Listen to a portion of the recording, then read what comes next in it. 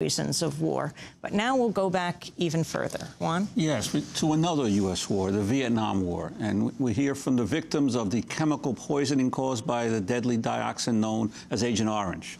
Between 1962 and 1971, U.S. warplanes dumped about 18 million gallons of the poisonous dioxin over Vietnam. The Vietnamese government says this has left more than 3 million people disabled. Today, more than 3 decades after the end of the war, the effects of Agent Orange remain. The Second National Congress of the Vietnam Association for Victims of Agent Orange just concluded in Hanoi Wednesday. Vietnamese victims continue to demand accountability and compensation from the U.S. government, as well as the largest makers of Agent Orange, Dow Chemical and Monsanto.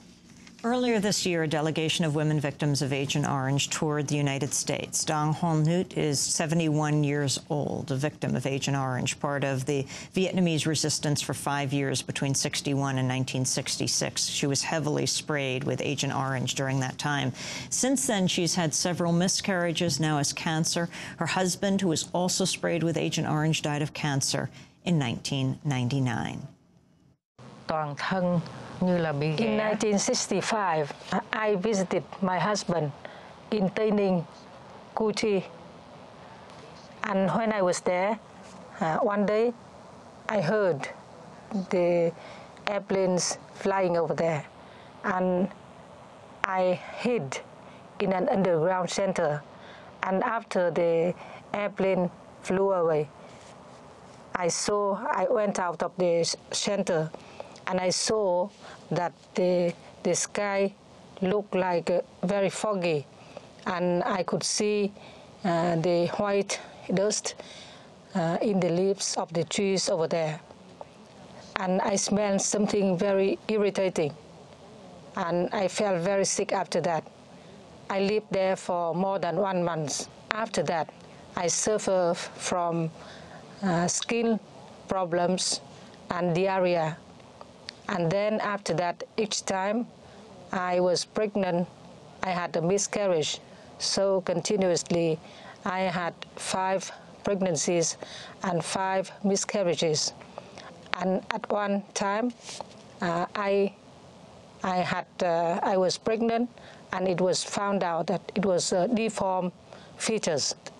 In 2002, that was 37 years after that, I had a tumor in my intestine, and I had to have an operation to have it taken out. And then 2003, I had another problem in my thyroid, and I had an operation in my thyroid. I could not imagine how serious, how harmful, how poisonous this Agent Orange was. It is going with all my life. And that is why I am together with other Vietnamese plaintiffs.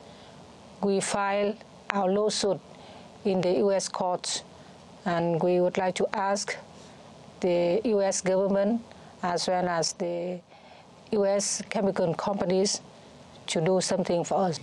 Even though our lawsuit was turned down, was dismissed twice by the U.S. courts, we continued to present our petition. We want to ask for justice for us. We want to ask for compensation for us. All the victims of Agent Orange. Agent Orange does not avoid anyone. We Vietnamese are victims, and also there are victims from the U.S. allied countries. And we all are victims. So we want to ask for justice, for compensation for us all, the victims. Mrs. Dang Hong Nhut, do you know that one of our presidential candidates, John McCain, was a Vietnam vet? Do you have anything you would like to say to him? Tôi nghĩ rằng dù ai, whoever would be the president of the United States would have to pay attention to solve the consequences left behind by the war. Also, he should do something to help the victims, and he should be responsible and accountable for what the American troops caused in Vietnam. And he must have moral and legal responsibility to make compensations for the victims. What message do you have for Monsanto, Dow, the other chemical companies who produced Agent Orange? Tôi nghĩ rằng Dow and Monsanto chemical companies, they are the ones that manufactured the Agent Orange that caused sufferings to the human beings and environment in Vietnam. They must be held accountable for what they did, and they must be accountable to make compensation for the victims and to clean up all the environment in Vietnam. And what would you say to those who would say you were fighting a war with the United States? This is the cost of war. Tôi nghĩ rằng chiến tranh thì nó sẽ có những cái thiệt hại. The war ends long time ago. However, still the Vietnamese victims, they are still suffering. This is something unacceptable. Hy sinh mất mát, nhưng không thể chấp nhận được cái hậu quả đó nó kéo dài đến thế hệ thứ hai. Because during the war, someone might get killed. That's understandable. When the war is over for a long time, but the Vietnamese victims, they are suffering, and nobody here has any responsibility towards them. Dang Hong Nhut, a victim of Agent Orange poisoning. I also spoke to Tran Thi Hoan, a 21-year-old university student from Vietnam. She had just come to the United States as part of this tour. She's a second-generation victim of Agent Orange. Her mother was sprayed during the Vietnam War. I was born without 2 legs and 1 hand. Now I live in Peace Village in TU Hospital, Ho Chi Minh City. Peace Village is the place to take care of the victim of Agent Orange very well. And now my Peace Village have 60 children. All of them are victims of Agent Orange. Peace Village has 60 children? Yes. What has it meant to you, Tran Thi Hoan, to be with other victims of Agent Orange? First time I scared because I saw many defects for example, they have a big head. And they cannot walk, they cannot see, and they only lie in the bed.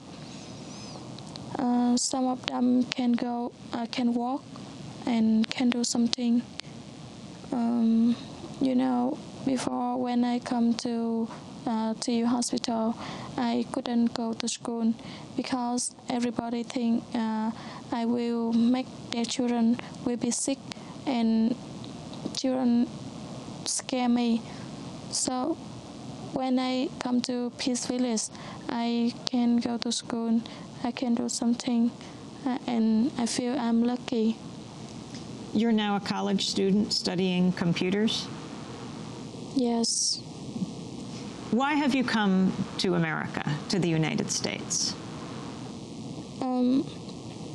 I come here, I want to tell everybody about my story and the suffering of victim of Agent Orange in Vietnam, and I hope the U.S. government will not make the war in other country, because if they make the war, maybe have many children, and many people will be look like me. And I hope when everybody can understand the suffering of victim of Agent Orange, and after that, many people will come with us to ask the U.S. government and the chemical company will give justice for us. Tran Thi Hoan, 21 years old, university student from Vietnam, second-generation victim of